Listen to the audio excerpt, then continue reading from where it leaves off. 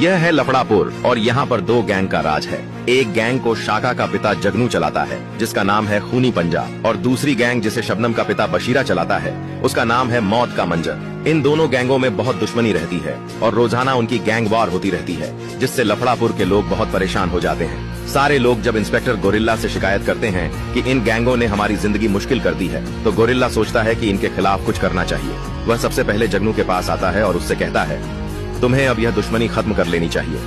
जगनू भी रोज की gang war से तंग आ चुका था, तो वह मान जाता है और गोरिल्ला से कहता है, यह दुश्मनी कैसे खत्म होगी। गोरिल्ला कहता है, अब एक ही तरीका है, अगर तुम शाका की शादी शबनम से कर दो तो यह दुश्मनी रिश्तेदारी में बदल जाएगी और खत्म हो जाएगी। जगनू तैयार हो जाता है और जगनू के कहने पर शाका भी मान जाता है। जगनू बशीरा के पास जाता है और कहता है, यह रोज रोज की गैंग वॉर ठीक नहीं है, अब इस दुश्मनी को रिश्तेदारी में बदल दो।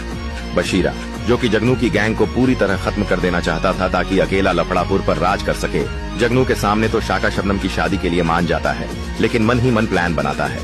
अब हमें मौका मिला पूरी गैंग को खत्म करने का। जैसे ही वे रिश्ते की बात के लिए आएंगे, सबको मार डालना है।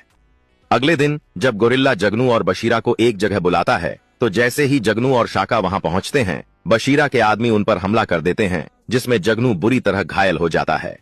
गोरिल्ला बशीरा के लोगों को रोकने की कोशिश करता है। उसी समय शाका जगनू को लेकर अस्पताल पहुंचता है, लेकिन 2 दिन अस्पताल में रहने के बाद डॉक्टर शाका को बताते हैं कि जगनू को कोमा आ गया है। अब सवाल यह है, क्या शाका जगनू का बदला ले पाएगा या नहीं।